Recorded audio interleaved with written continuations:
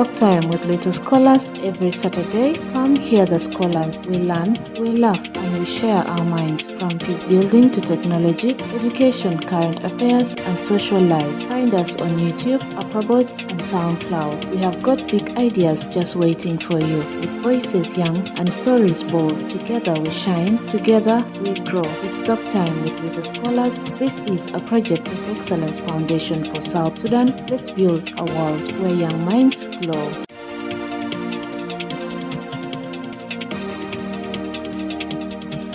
First and famous, I recognize the presence of the chairperson, secretary, judges, teaching staffs, and non-teaching staffs, ladies and gentlemen. My name is Patricia Kelly from Bishop Mazzoldi Memorial Basic School. I stand today to strongly affirm the resolution that says parents, not the government, are most responsible for preventing malnutrition. For me, this motion is 100% due to my following points of view. But before I go through my point, I would like to give a clear clarification for the motion. Parents, a person, father or mother. Government, a group of people who are responsible for controlling a country or a state. Responsible, having the job or duty of doing something or taking care of somebody. Preventing, acting as a barrier to something or disease. Malnutrition is a poor condition of health caused by lack of the three groups of food.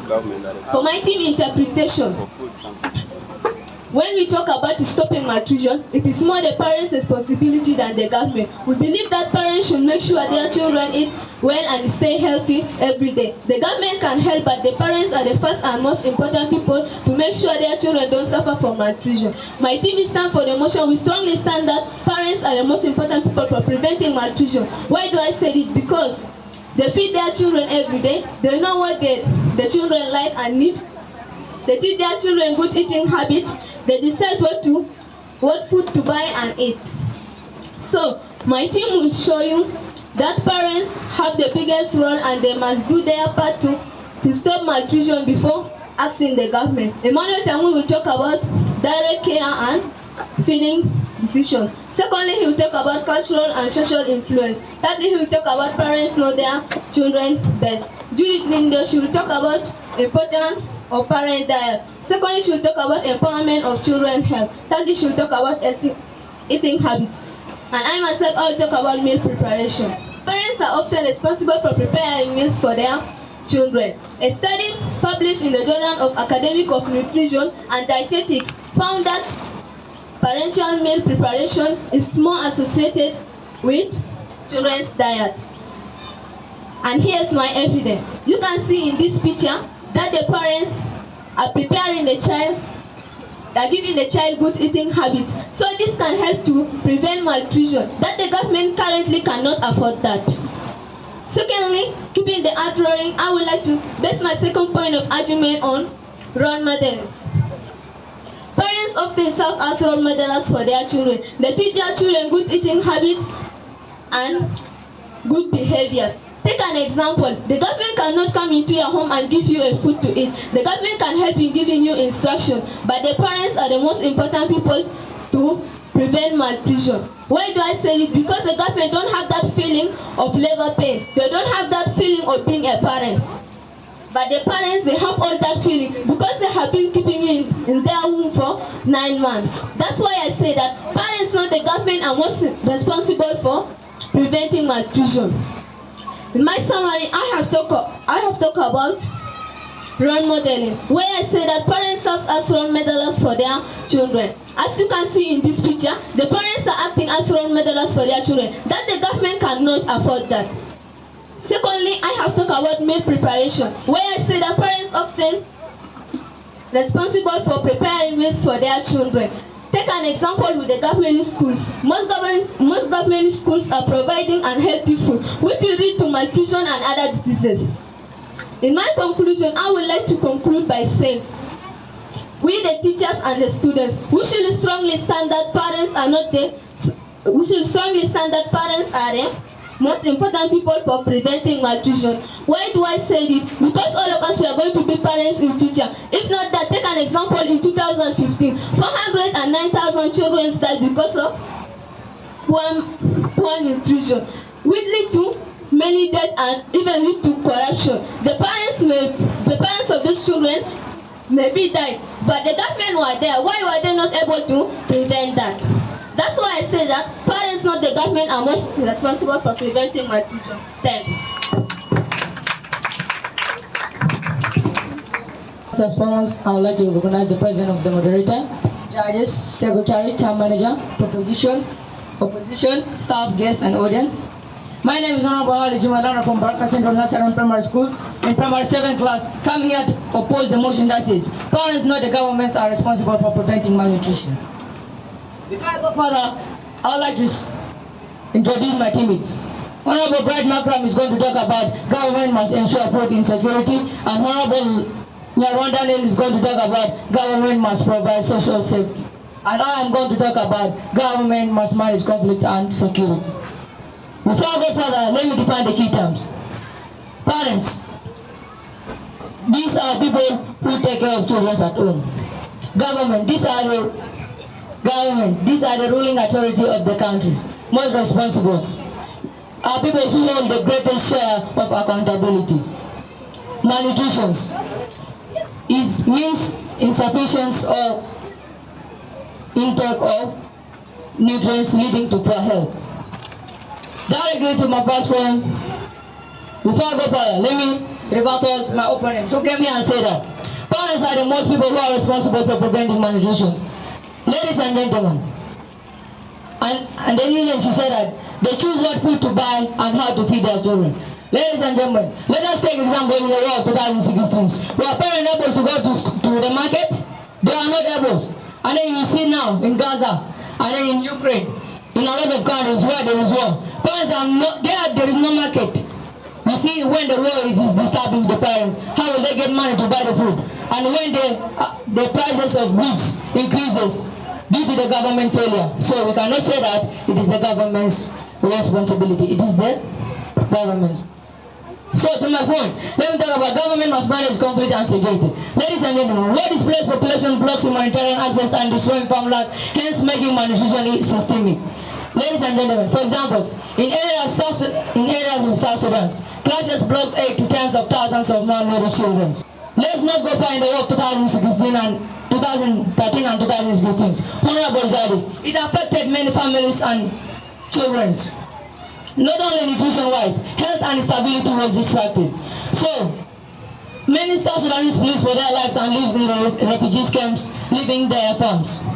So, parents in war zones cannot overcome devastation. It is the government responsibility. I repeat by saying that. Let us take the example again in Gaza. When it is there, parents are not able to feed their children properly. They cannot even afford the 3 classes of the food, because it is now too hard for them to get enough money. And then because parents are not down looking for war in other countries, it will be the governments down looking for the war. So with this, we cannot say that it is the parents' failure, it is the government failure. Secondly, let me talk about parents cannot be held solely responsible for their children's malnutrition. Ladies and gentlemen, when the economic system fails to empower them financially, in South Sudan, many civil servants go month unpaid, and even when paid, their salaries are worth little due to inflation. Ladies and gentlemen, for example, so malnutrition is tied on the government failure, not just parenting. Holding parents solely responsible to ignore the deeper economic struggle they face. So, ladies and gentlemen, when you see that now in South Sudan, 10,000 cannot feed for a day to provide food to children. Now, when the parent is having 10,000 only, there's no any other money. Will you afford? Will you afford to buy a meat a day? You cannot, because first 1 kg it is 32,000, and then for you to afford that money when they're having 10,000, you cannot. So with this, I rather say that governments are responsible for preventing malnutrition. This is the evidence that shows that government cannot be held solely responsible for their malnutrition. And this was the first evidence that shows that government must manage conflict and security. In my summary, I have talked about government must manage conflict and security, where I have said as war displaced population blocks humanitarian access, and I have talked about parents cannot be held solely responsible for their children's malnutrition. And in conclusion, I would like to stand firm by saying, this point clearly reveals that blaming parents alone for children's malnutrition is both unfair and unrealistic. When salaries are delayed or worthless due to inflations, even the most caring parents are left helpless and hunger continues. So it is the government must carry their responsibility, and thanks.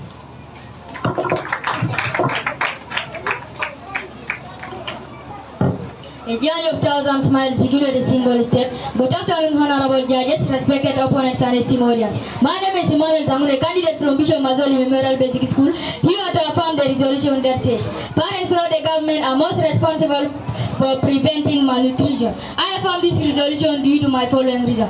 Parents play a crucial role in ensuring the nutritional well-being of their children. And there are several points to support the argument that parents hold primary responsibility for malnutrition over the government.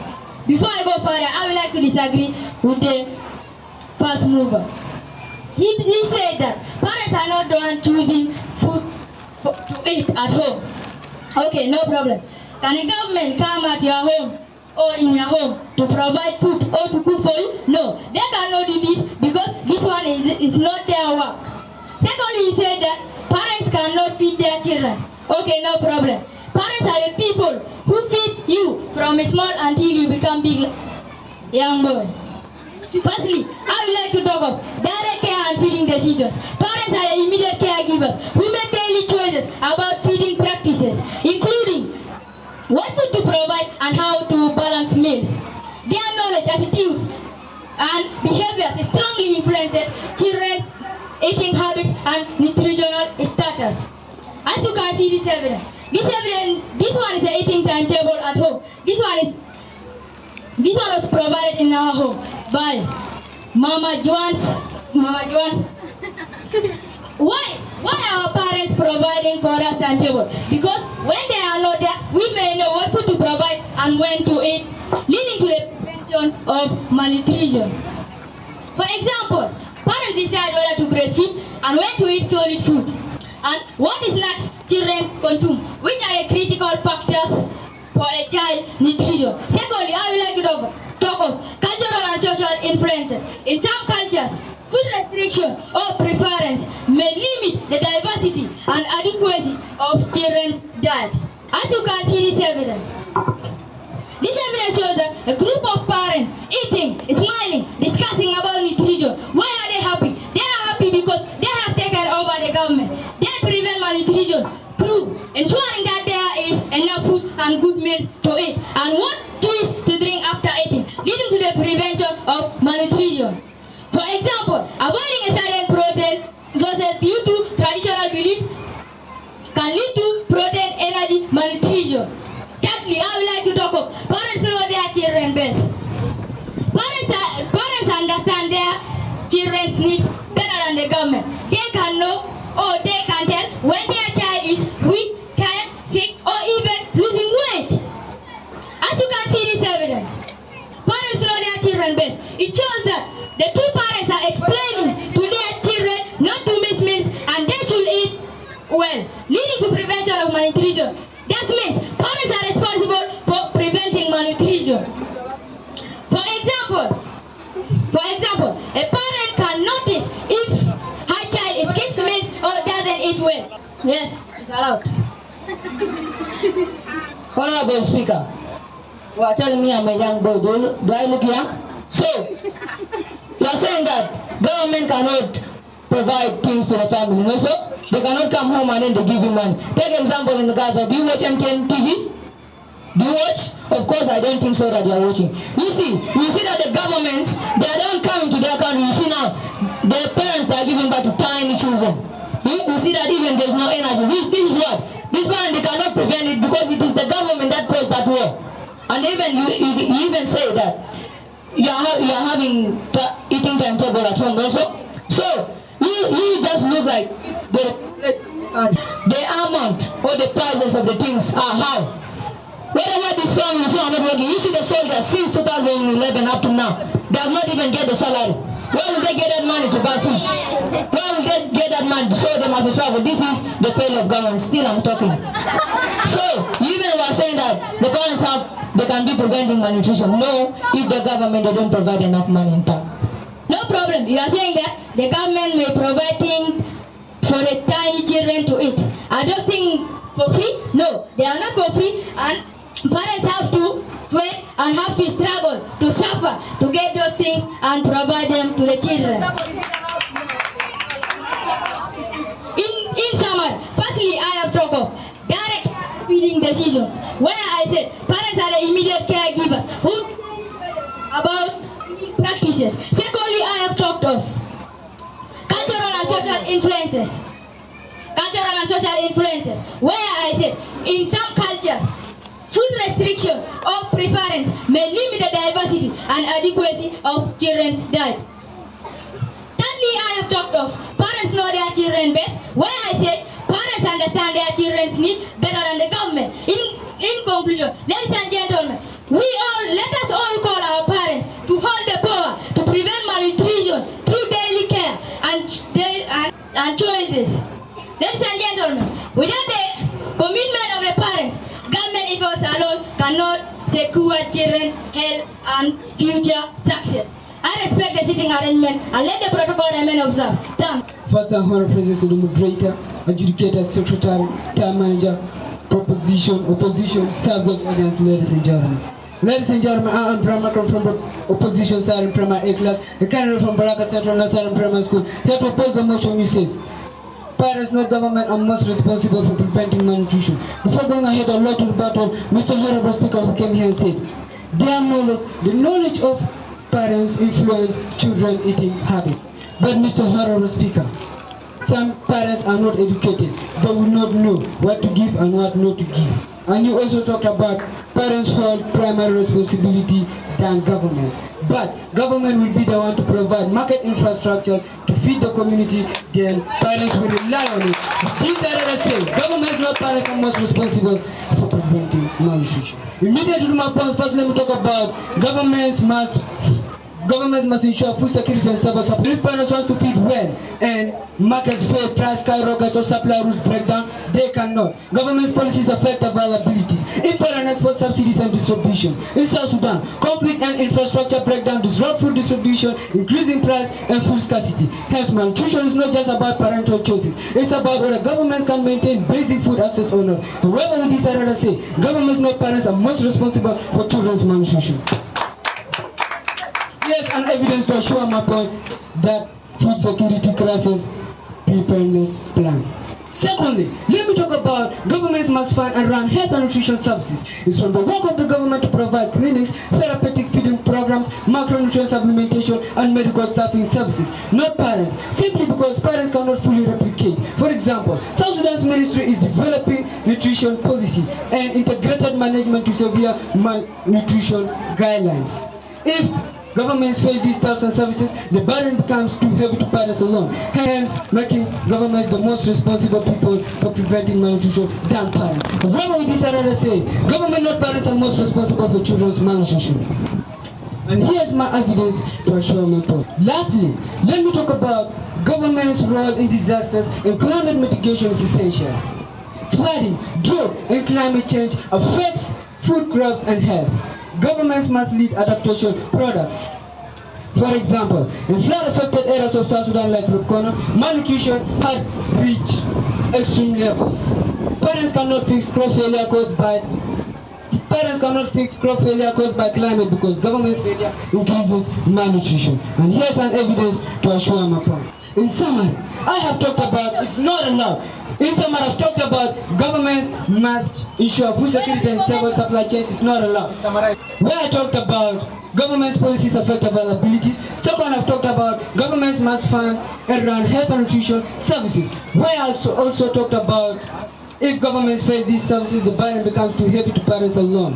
And lastly, I've talked about government's role in disasters and climate mitigation is essential. Where I also talked about flooding, drought, and climate change affects nutrition, affects food crops and health. In conclusion, I want to conclude by saying, in truth, blaming parents ignores the deeper issue. Malnutrition has rooted systems that only governments can fix. No parent can grow food in drought or access services that don't exist. Ladies and gentlemen, let's hold accountable for lasting change. Until governments will build support structure, parents remain powerless. but never, whatever, forever and ever, never propose a motion rather than opposing it. I'd rather oppose it and say, government and parents are most responsible for preventing malnutrition. And thanks. Distinguished panel of judge, honorable guests, and fellow participants. It is both a privilege and honor for me to stand here today. My name is Judy Lindio from Bishop Mazzoldi Primary School, here to affirm the resolution that says, parents, not the government, are responsible for preventing malnutrition. Before I go further, I would like to challenge the second mover who had just come here. You have challenged my colleague, and you said, my colleague said that the knowledge of parents teaches children eating habits. Okay, let me ask you a question. Can policies substitute bedtime feeding? Of course, no. Because the government cannot provide policy bedtime feeding. And you have talked also about that government are providing clinics. Are those clinics for free or for? Are those clinics free or for money? Of course, if you say that government are providing clinics, the clinics must not be. Nowadays, if you can see, the government clinics is more expensive than other clinics. Why are they putting this expensive and they want to promote and want to prevent malnutrition? I would like to go through my point. My point of argument is about empowerment for health-seeking behaviors. Parents are responsible for taking their children to clinics for checkups, vaccinations, and treatment. Yes, parents are most responsible to take their children and ensure that the health of their children is observed. If a parent can notice that my child is not feeling well or my child is suffering from this, directly the parent can take the child to clinics to make general checkup. But can the government realize that the child is not feeling good or bad?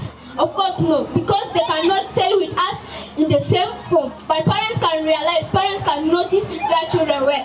Here is my evidence.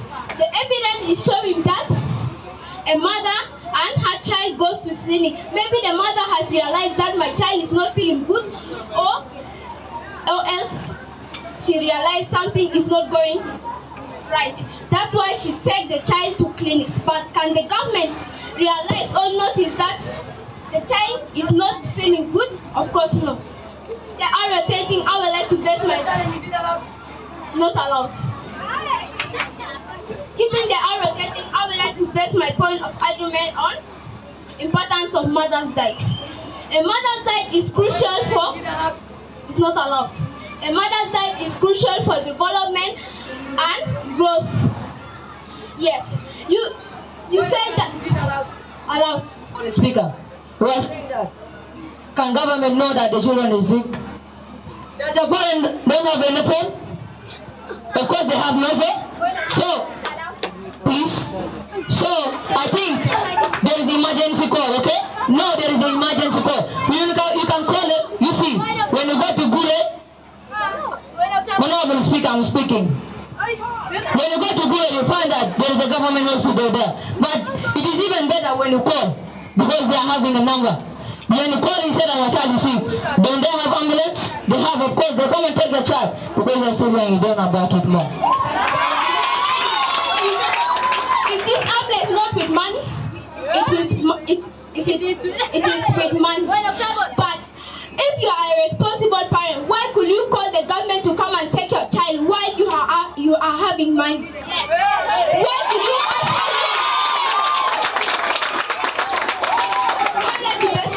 Argument on importance of mother's diet. A mother's diet is crucial for development and growth.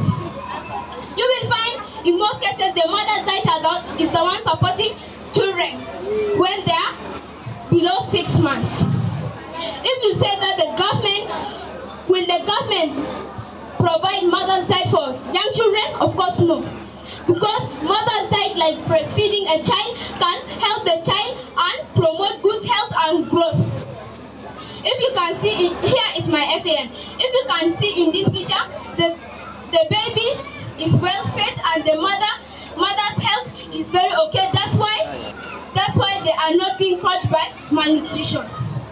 Keep the shining, I would like to base my point of argument on eating habits. Children learn eating habits by observing their parents. Yes, most children below 4 years learn eating habits by observing the way their parent eats. So parents have to take role in eating good foods that can promote a good hygiene, so that, thank you for your one, so that the children can be able to copy their eating habits. Will the government teach children eating habits? Of course no, because they are not staying in one home because they are not staying in one home. It's not allowed. So parents, the role of parents is to provide good eating habit for their children, because the children will learn a good eating habit to prevent malnutrition. Here is my evidence. If you can see in this picture, two children are sitting near their father and observing the way their father is eating, and this can promote good nutrition. In summary, I have talked about empowerment for health seeking behaviors, where I have said parents are responsible to take their children for clinics, for checkups, vaccination and treatment. And I have talked of importance of Mother's Day, where I say a mother's nutrition before and during pregnancy is crucial for a child's development. I have talked about eating habits, where I have said children learn eating habits by observing their parents. In conclusion, I would like to conclude by saying the parents have to come together to promote good nutrition. Not the government have to come together to promote good nutrition, because the government alone cannot promote good nutrition, but they have to work together to prevent malnutrition. I respect the sitting arrangement and let the protocol remain observed. Thanks. In the first place, I recognize the presence of the moderator, secretary, judges, proposers, opposers, staff, guests, and audience. My name is Nyaron Daniel, a candidate from Baraka Central Nursery and Primary School, here to oppose the motion, which states that parents, not government, are more responsible for preventing children's malnutrition. But I disagree with this motion because of my following views. But before I go further, allow me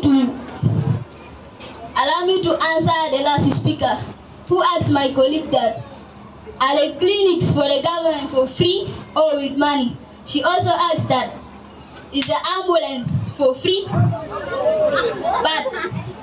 let me answer you. If suppose the government provide seeds or tools for planting, the parents will plant and they will eat good food. So there will be no need for going to clinic. There will be no need for using ambulance even. So with this reason, governments are more responsible for preventing children's malnutrition. She also said that the mother's diet is the one supporting children below 6 months. Are you not aware that some mothers give birth when they are infected? So if a mother gives birth when she is infected, some children don't breastfeed. But if the government would provide milk and other things for children and below 6 months, it will prevent malnutrition. So for this reason, I say government are more responsible for preventing children's malnutrition. To go through my points, ladies and gentlemen, government should provide social safety nets and poverty alleviation. Many families don't have resources. State welfare, cash transfers, or subsidies are needed to help vulnerable parents feed children. For example, South Sudan has 80% of population in poverty. Without government safety nets, many households can't afford nutritious food. So, blaming parents, if parents are impoverished, blaming them ignores the structural support government must provide. Blaming parents is like leaving the main body to be blamed and putting burden on parents. This is the evidence. Secondly, governments must regulate and monitor food quality and fortification. Without regulation, cheap but poor quality or adulterated food centers enter markets. Government oversight ensures nutritional standards. For example, South Sudan's Ministry of Health states that malnutrition is due to, thank you for the one, malnutrition, it's not allowed. Malnutrition is due to inadequate food intake, inadequate healthcare, ignorance, and social cultural practices, and calls for policy coordination.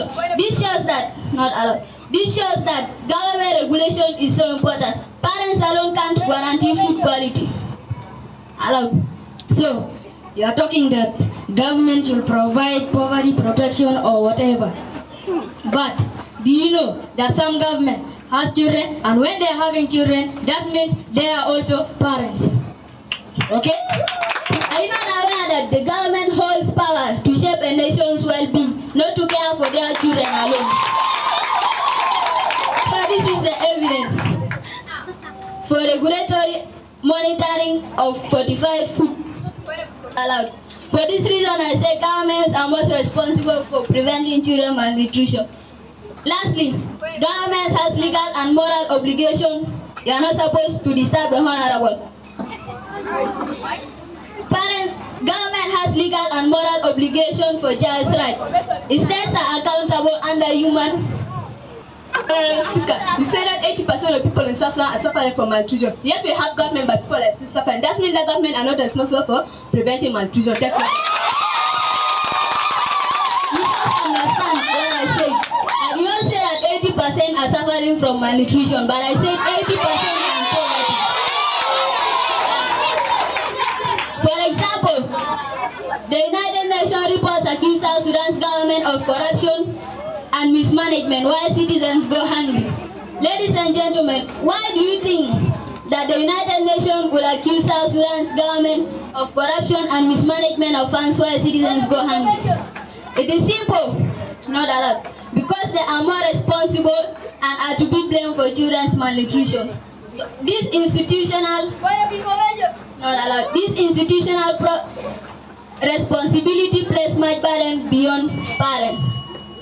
In summary, I've talked about government must provide safety nets, where I say without the government safety nets, many households can't afford nutritious food. Secondly, I said that government must regulate and monitor food fortification, where I said that without regulation, cheap but poor or adulterated food quality, food centers enter markets.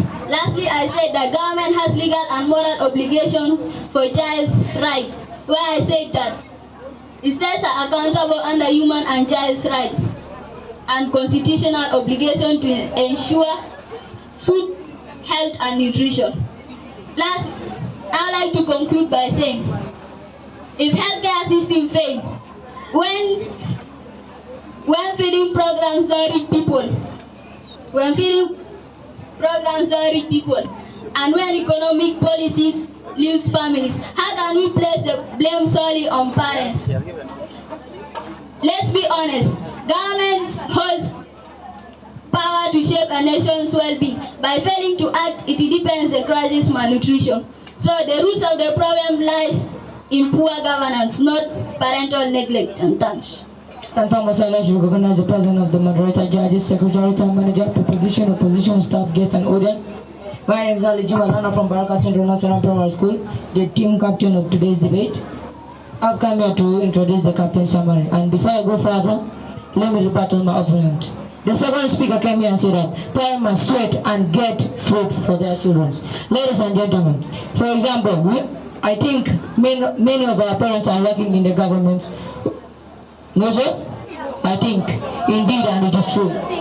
Okay, the one who is saying no, your parents is working there. So, ladies and gentlemen, just take example in the war that is happening in Nursery.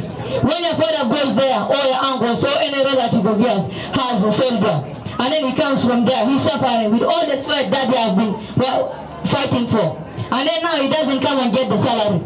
Now, whom are we going to blame? Are we going to blame the parents? Are we going to blame? Because now the parents have sacrificed himself to go to Nursery, and then so that he will participate in the war, so that he can get enough money. And then now the government is not paying him. So are we going to blame the parents? Indeed, we are going to blame the government. So this one now, we're going to also, the speaker came here and said that clinics are expensive due to inflations. Ladies and gentlemen, the clinic of course are expensive. Now it is the government who are making it expensive. Is it the parents? Is it the parents? So we are supposed to blame the government because the governments are the ones supposed to produce this malnutrition. Directly to my captain summary, we have talked about government must manage conflict and security, where we have said that low displaced population and blocks humanitarian access, and we have talked about government must ensure food insecurity and stable supplies chains, where we have talked about government's policies affects availability, and we have talked about governments must fund and run health and nutrition services, where we have talked about if the government fails these staffs and services, the burden becomes heavy. And then we have talked about government's roles in disasters and climate mitigations is essential, where we have said that flooding, droughts and climate change affects food crops and health. And also we have talked about government must provide social safety nets, where I have said that without the government safety nets, many households cannot afford nutritious food.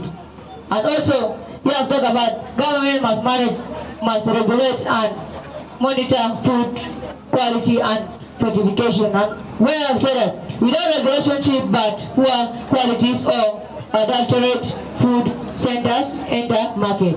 And also we have talked about government has a legal and moral obligations for children's rights, where we have said that states are accountable under human and child's rights and constitutional obligations to ensure food health and nutrition.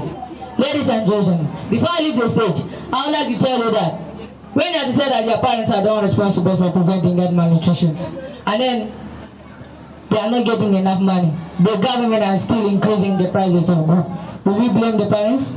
Of course, we cannot blame them. We're gonna blame this one. So also this speaker was coming here to challenge my opponents by saying that, okay, was it that correct English? So you need to mark your English. Okay, I remain Patricia KD from Bishop Mazzoldi Memorial Basic School, a candidate. I'm here to summarize the work of my team. Emmanuel Tangun, he has spoken about direct care and feeding decision, where he said that parents are the immediate caregivers who make daily choices about feeding practices, including what food to provide and how to balance meal. Secondly, he talked about cultural and social influence, where he said that in some cultures, food restrictions may limit the diversity and adequacy of children's diet. Thirdly, he talked about parents know their children's best, where he said that parents understand their children's needs better than the government. Judy Lindo, she has spoken about importance of a mother's diet, where she said that a mother's nutrition before and during pregnancy can help the child's development. Secondly, she talked about empowerment of health, where she said that parents are responsible for taking care of their children to clinic for checkups, vaccination, and treatment when necessary. Thirdly, she spoke about eating habits, where she said that children learn eating habits by observing their parents. And I myself, I spoke about meal preparation, where I said that parents are responsible for preparing meals for their children. Secondly, I spoke about role modeling, where I said that parents serve as role models for their children. But before I go further, I would like to rebuttal with what the speaker said. One of them mover said that he was coming here, and their first speaker was also rebuttaling as he said that we should work on our grammar. First work on your grammar, then you come and work on ours. Secondly, he rebutted with what he said to one of my colleagues. He said that in 2016, parents were not able to go to the market, but the government were able to provide food. It is not all about providing food. The government were not able to provide, but it is because of community farming. And community farming, this is where people work together to provide food. Also, their second mover, they were not explaining their evidence. Even I did not get anything about their evidence. Secondly, one of their mover also challenged my colleague and said that we are still that. Emmanuel Tangun told him that you are still young, and he said that it's not young. Are you above 18 years? No. The last speaker said that 80% of people are in poverty.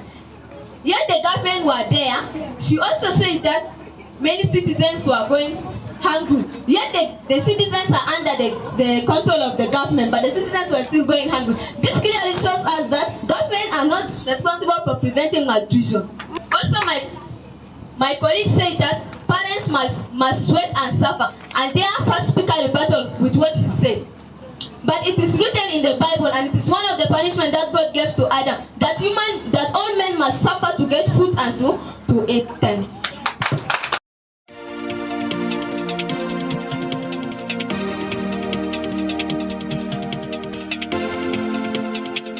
You have been listening to Talk Time with Little Scholars, where young minds speak loud and proud. Catch us every Saturday on YouTube, Upperboards, and SoundCloud, brought to you by the Excellence Foundation for South Sudan, giving children a voice, one episode at a time.